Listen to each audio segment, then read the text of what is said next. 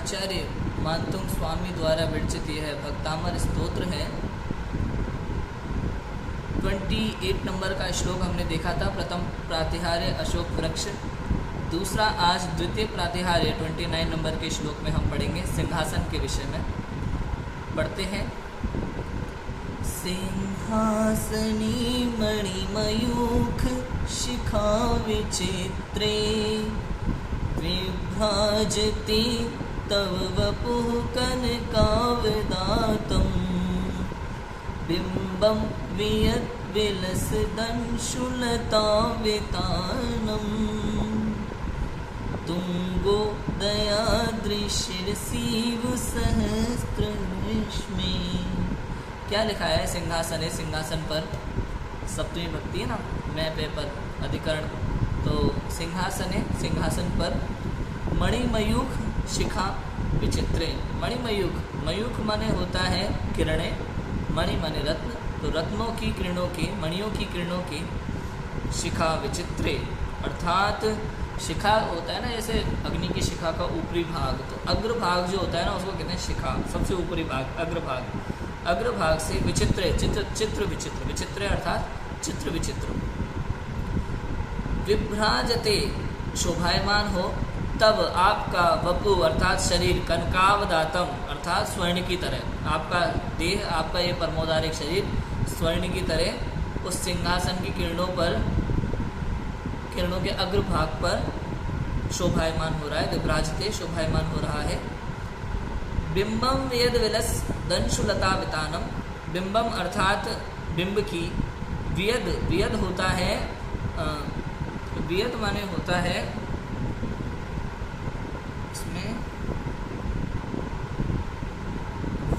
वियद आकाश, वियद माने होता है आकाश, विलस माने विलसत माने शोभायमान होना, अंशुलता वितानम अर्थात किरण रूपी लताओं का समूह।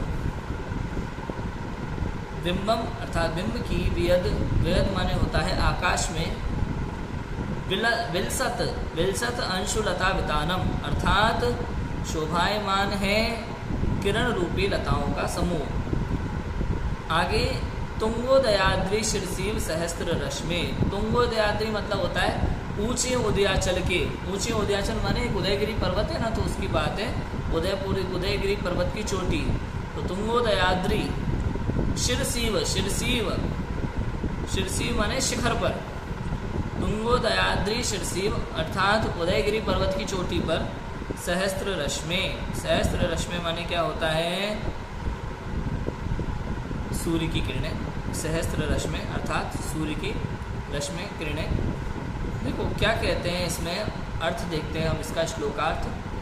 हे प्रभु, जिस प्रकार ऊंचे उदयगिरी पर्वत पर, पर्वत की चोटी पर उगता हुआ सूर्य चारों ओर फैली अपनी स्वर्णिम किरणों से आकाश में अत्यंत शोभायमान होता है, उसी प्रकार आपका स्वर्ण के समान उज्ज्वल शरीर भी उस जड़ित सिंहासन पर, रत्न जड़ित सिंहासन पर अत्यधिक शोभायमान हो रहा है, जो मणियों की किरणों के अग्रभाग से विविध रंगों से चित्र विचित्र हो रहा है। समझ आया? कितना सिंपल है। देखो, एक उदयगिरी पर्वत है, बहुत ऊंचा पर्वत है, उसकी चोटी पर, उसके शिखर पर जैसे सूर्य है, तो सूर्य उधर है, तो सूर्य की किरणें चारों ओर फैली हुई है, तो बड़ा शोभायमान होता है, बहुत प्यारा लगता है वो दृश्य, स्वर्णमयी कलर जैसा लगता है पूरा।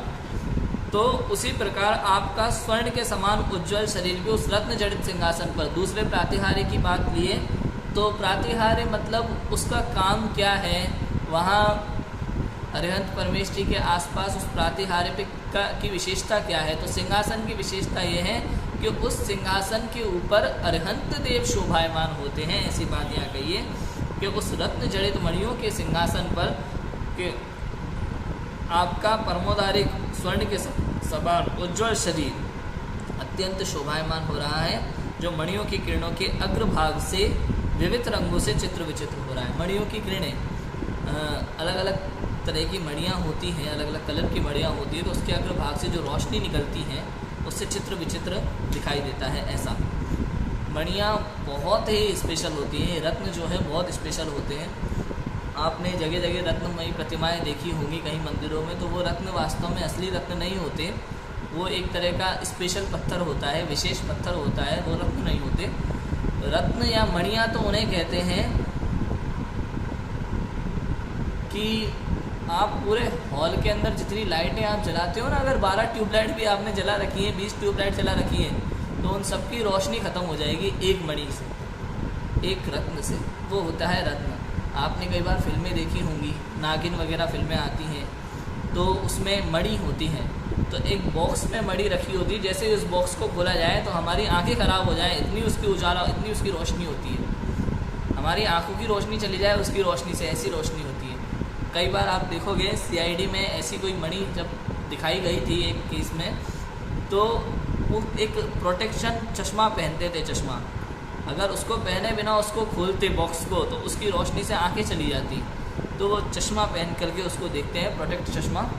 तो ऐसा होता है, मणियाँ बहुत रोशनी होती है उस मणि की।